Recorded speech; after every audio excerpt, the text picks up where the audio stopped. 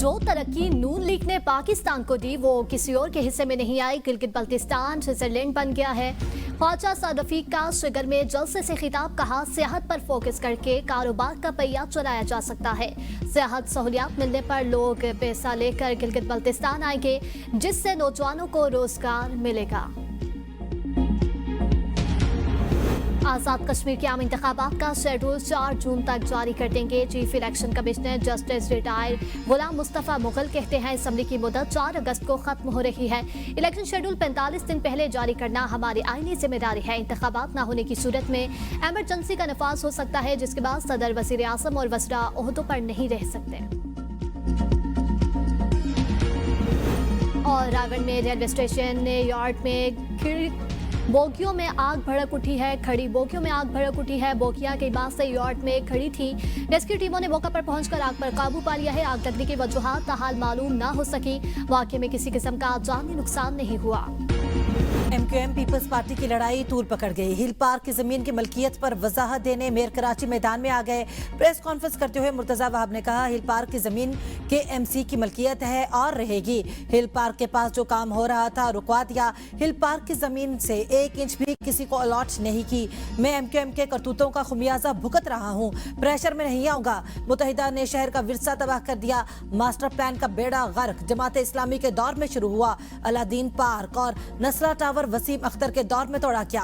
किसने China cutting की? सब मालूम है। कुर्बानी के बाद सफाई का काम जारी रहता है। MQM को ईद पर सियासत करने का मौका नहीं मिला। अब खाले भी इकट्ठी नहीं करते। MQM गवर्नरशिप का गला वजीर आजम से करें, हमसे नहीं।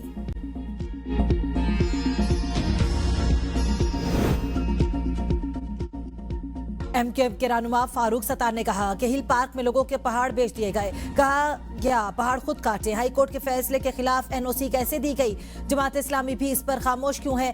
KMC के अफसरान कब्जा माफिया के साथ मिले हुए हैं। MQM किसी को जमीनों पर कब्जा नहीं करने देगी। कराची की सारी जमीन की लीज KMC के पास होनी चाहिए। एक बार फिर कराची का इंतजाम विफाक के सुपुर्द करने की तजवीज भी दे दी। मजीद कहा, कराची को विफाक के हवाले करने के बाद पहली बार नहीं हो रही। 1947 से 1970 तक कराची विफाक के तहत था। मेयर कराची की जिम्मेदारी है वो कब्जा माफिया के खिलाफ कार्रवाई करें। कराची में जारी तरक्याती मंसूबों को प्रोपेगेंडे से झुठलाया नहीं जा सकता। MQM अपनी सियासत जिंदा करने की नाकाम कोशिश कर रही है। वज़ीर इत्तलात सिंध शर्जीलीना मेमन कहते हैं, येलो लाइन, शराय भुट्टो और दीगर मंसूबे सबूत हैं कि सिंध हुकूमत अमली काम पर यकीन रखती है। कोई कानूनी या इंतजामी मसला है तो इसका हल अदालतों और मुतलका इदारों के जरिए होना चाहिए। कराची किसी एक जमात की नहीं बल्कि पाकिस्तान का मौशी मरकज है। तर्जुमान सिंध हुकूमत सादिया जावेद ने कहा कि कराची सिंध का हिस्सा है और रहेगा। सिंध को तकसीम करने की कोशिश हमेशा नाकाम होगी। पीपल्स पार्टी ने MQM के कब्जे से कराची को निजात दिलाई। गुज़श्ता इलेक्शन में साबित हुआ पीपल्स पार्टी ने काम किया है। MQM ने इलेक्शन का बाइकआउट करके अपना मुंह छुपाया। सिंध के अवाम MQM को मुस्तरद कर चुके। बल्दिया फैक्ट्री के लवाहिकीन MQM का पीछा कर रहे हैं। इस्लामाबाद के इलाके बहराको में राहगीरों की हलाकत के खिलाफ एहतजाज खत्म। एक ड्राइवर गिरफ्तार। अठाल चौक में कई घंटे रोड ब्लॉक रहा। मुकदमा दर्ज। मरी से इस्लामाबाद आने वाली तेज रफ्तार 2 गाड़ियों ने सड़क किनारे खड़े 8 अफराद को कुचल दिया। 4 अफराद जाँ बहक, 4 शदीद जख्मी हुए थे। ड्राइवर फरार हो गए थे। मरने वालों में फजल और आमिर की शिनाख्त हो चुकी। जख्मी अस्पताल मुंतकिल।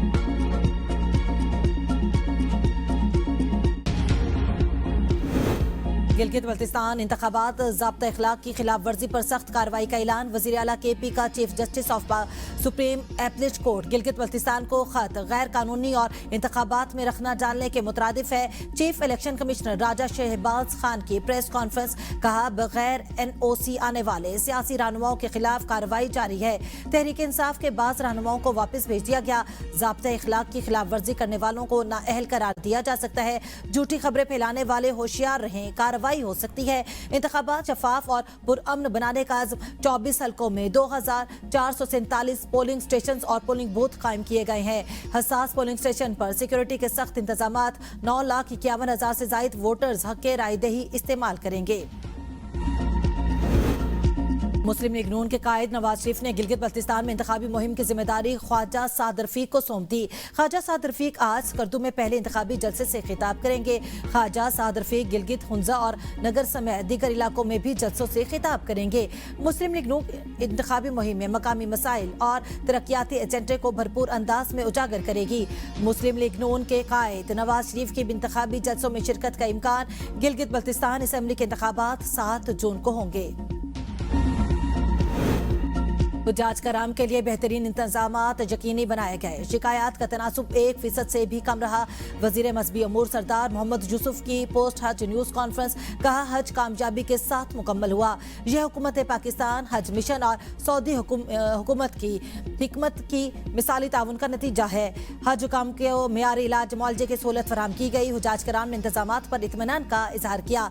सऊदी वजीर हज ने आइंदा हज पॉलिसी का ऐलान कर दिया। हज 2027 के ख्वाहिशमंद अभी पासपोर्ट बनवा लें। हुज्जाज की वापसी जारी। PIA ने ऑपरेशन का आगाज कर दिया। पहली परवाज वतन वापस पहुंच गई।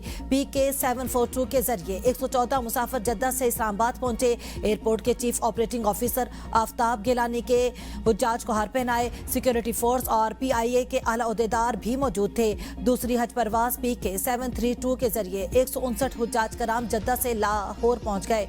कराची के लिए PK 860 आज शाम को पहुंचेगी। हज ऑपरेशन 30 जून तक जारी रहेगा। PIA जद्दा और मदीना मुनव्वरा से इस्लामाबाद, लाहौर, कराची, फैसलाबाद, मुल्तान, सियालकोट और कोयटा की परवाजें ऑपरेट करेगी। 213 परवाजों के जरिए 53,000 हुज्जाज वापस पहुंचे। IMF का GST की शरह 18 से बढ़ाकर 19% करने पर जोर। अमल दरामद की सूरत में मुल्क में महंगाई में मजीद इजाफा होगा। बजट में 220 अरब रुपए के नए टैक्सेस लगाने की तजवीज़। टैक्स हदफ हासिल करने के लिए बजट में इजाफी टैक्स इकदामात शामिल होंगे। बजट में सुपर टैक्स में 1 से 2% तक कमी की तजवीज़। सालाना 20 करोड़ रुपए सेल पर 25,000 रुपए फिक्स टैक्स देना होगा। फिक्स टैक्स देने वाले ताजरों को ऑडिट से इस्तिस्ना देने की तजवीज़। सिर्फ 1% टैक्स इजाफे से 300 अरब के इजाफी महसूलात मिलने की तवक्को। FBR की वसूलियां 13 खरब रुपए तक पहुंच सकती हैं।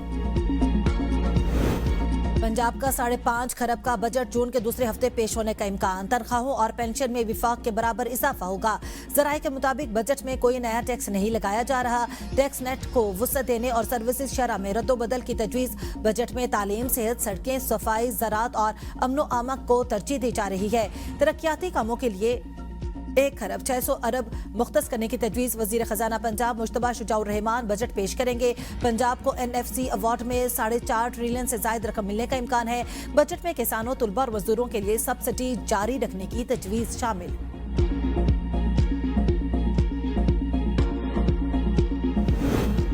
सदर ट्रंप का एक और जूठन, ईरान को मजीद सख्त तजावीज़ भेजती। न्यूयॉर्क टाइम्स के मुताबिक नई तजावीज़ का मकसद ईरान पर दबाव डालना है कि वो पहले से ज्यादा और तैयार फ्रेमवर्क पर जल्द राजी हो जाए। बच्चों के जिनसी इस्तेसाल में खौफनाक इजाफा। National cyber crimes investigation agency की कारकर्दगी पर सवाल खड़ा हो गया। 2 साल 2 माह के दौरान 20,10,529 शिकायत मौसूल। रवां साल जिनसी इस्तेसाल से मुतालिक 1,38,612 शिकायत सामने आई। 14 माह के दौरान मकामी सतह पर 583 शिकायत में से 385 शिकायत को इंक्वायरी में तब्दील कर दिया गया। 93 शिकायत पर मुकदमा दर्ज। दस्तावेजात के मुताबिक इस साल 21 मुकदमा दर्ज किए गए। खैबर पख्तूनख्वा 2, पंजाब 13, सिंध और इस्लामाबाद में 3-3 मुकदमा दर्ज हुए। NCCIA को वसाइल की कमी मुतासरीन को इंसाफ की फरहमी में बड़ी रुकावट है। सिंध के इलाके खैरपुर की तहसील फैजगंज में कार ने मोटरसाइकिल को टक्कर मार दी। 2 बहनें जांबाग शनाख्त बानो शेख और जमीला शेख के नामों से हुई।